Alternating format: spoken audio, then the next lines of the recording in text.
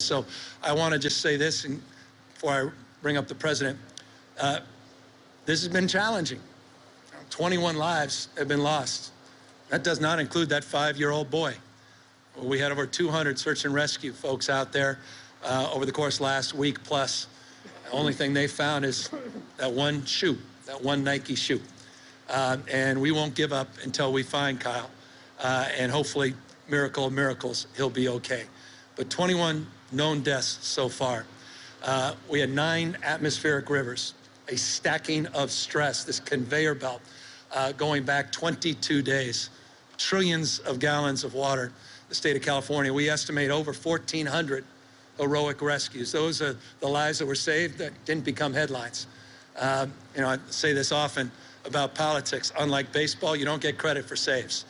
All the extraordinary work, 93 agencies, local, state, regional, federal agencies coming together, doing heroic work 24/7. Folks that you would expect from FEMA and folks that we would come to expect at CAL FIRE and our local police and fire and sheriffs, but also our Conservation Corps. Incredible work the National Guard did to mitigate damage, to pre-position, to prevent, to save lives. That was our #1 priority. In closing, we're now here talking about turning the page, and we're talking about the resilience of California. We're talking about being here when all of you are gone, when the cameras are gone, when all the attention, spotlight's taken off. That's when California is at its best, and we do our best work. But we could not do that without federal support. Final words. On January 4th, we declared a state of emergency. 4 days later, before I can even request it, Chief of Staff, the President of the United States, reaches out and says yes, in anticipation of what I had yet to request, and that was a presidential declaration. I checked my voicemail. The President already left a voicemail saying, "What do you need?" 4 days after that, we requested a major disaster declaration. I sent out FEMA directors again back here with us after just a few days of detailed assessment. Now we over half a dozen, now 7 counties that are included in a major disaster declaration. Trust me, that matters. When you're cynical again around government, relationships, where you feel like things are frayed and things have become too polarized, I hope you'll consider these moments, that spirit of collaboration, cooperation, the things that define the best of who we are. And the best, of course, I think, of who we are in America is representing the person that I'm honored to welcome to his podium. Mr. President, it is an honor to have you back here. Ladies and gentlemen, the President of the United States.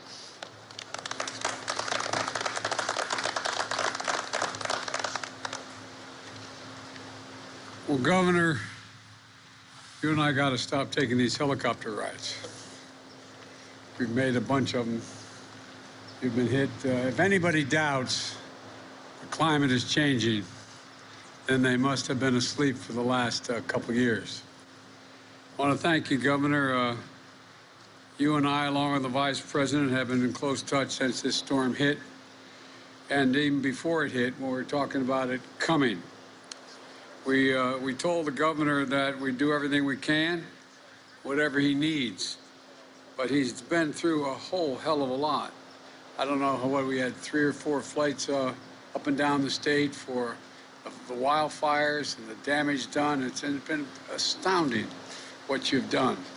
And I want to say what I said then, and I'll say again. The federal government's not leaving its responsibility till it's all fixed. It's done. You know, Mr. Mayor, or Madam Mayor, I want to thank you and the county supervisor, the local officials, the first responders, for all that you have done and all you have been dealing with to try to protect your constituents in a way that gives them some, I guess maybe the thing that's most needed in these times is a sense of hope that everything's going to be able to be done, everything's going to be able to be fixed. And I want to thank the entire California delegation for working with my administration. Alex and Jimmy, thank you for what you've done being with me today. And, you know, we did an aerial tour of the damage. And unlike when we did the aerial tour of the fires, it's not as obvious from the air just how much damage has been done. We flew over the entire area in parts of the state, they got more rainfall in a single day they get in an entire year in parts of the state. Drenching rains, powerful winds, floods, landslides, but you don't feel it till you walk the streets or when you're able to walk. And, toppling of thousands of trees, 200,000 customers lost their power through the storms. Now it's less than 5,000, but it's still 5,000 people don't have power. We got to get it down to zero. Nearly 150,000 people were under evacuation orders. Now it's down to 1,400 under evacuation orders, and under 300 people are still in shelters. But tragically, 21 people died, and that little boy we're still trying to find. Everybody I've talked to so far today just spontaneously brings that up. The fact is, Jill and I have him in our prayers, the family in our prayers, and all of you. While the situation is still treacherous, we're cautiously optimistic that the worst part is behind. The waters recede, but we'll see the full extent of the damage to the homes, the businesses, and the farms and ranches. And we know some of the destruction is going to take years to fully recover and rebuild. But we got to not just rebuild, we got to rebuild better. We got to rebuild better. Last week, I signed an expedited major disaster declaration for the state of California. Yesterday, I directed the federal government that will cover 100% of the cost of removing debris and emergency measures like sheltering evacuees and paying overtime for first responders for the next 60 days.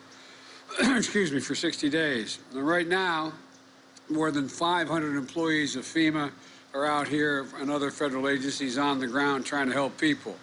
FEMA positions supplies for 100,000 meals, 100,000 liters of water, 20,000 blankets, 10,000 cots for shelters, and will be disaster recovery centers in every impacted area